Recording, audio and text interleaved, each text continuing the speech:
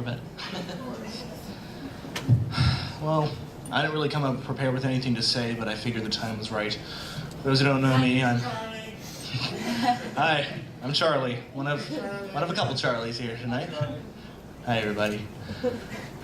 Dakota was my cousin, and through a matter of geography and other factors, we weren't always that close, but we had a few key experiences growing up together. Road trips out to Grand Prairie to see Auntie Judy and Uncle John are probably my earliest and most fond memories of Dakota. In our youth, we would go on road trips and head on up there, just be with family, just run around out in the grass out by the pond. And that was when I first really got to know him. And I started to see the beginnings, the sort of genesis of the man he'd become. The luminary, the visionary, the absolutely inspiring, not even a man, but just a ball of energy who seemed to conquer everything he set out to do, to whom nothing was impossible. And I didn't really get to chat with him all that much, not as much as I would have liked to. But I do have the honor of not only having had him part of my life, but to count him as family.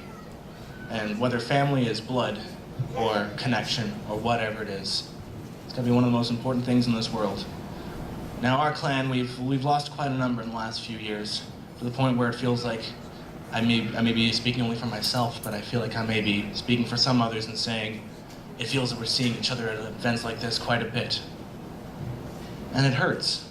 It doesn't really stop hurting. And this is what we eventually have to sort of accept and acknowledge as the way things are, oh, I never see you except at funerals. But when something like this brings us together, when someone like Dakota brings us together, there's something very special in that. Like I said, I got to see the beginnings of who he had become and be inspired by him, whether it was just seeing what he had to say on Facebook, because he had an opinion about everything, amusing, something that sort of stuck out in your head and kind of made you think the rest of the day, the rest of the week, however long it stuck with you. But that's what he did. He said things, nothing would ever stop him from saying what was on his mind, and I always respected that. And in the many great things that he got to do to make the most of his short time with us, he inspired me. I'm sure he's inspired some of you out there to realize that however long we're meant to be here, no matter how long or short life is, at least life in this sense, you got to make the most of it. And he certainly did. I mean, he's probably accomplished more in a week than I often could hope to in a year. And I carry that with me always. And I think if Dakota's spirit lives on, it's in the things that we set out to do. It's in what we go to accomplish. When people say, you can't do that, or you'll never make it. No, that didn't stop Dakota. Why should it stop us? There's something else I was going to mention here, and of course I turned to Facebook to see if there was anything in my little message that I could get back to. That's what it was. Again, our family's had some losses over the last while. You know, we'll be talking about, well, we lost so-and-so, we lost them.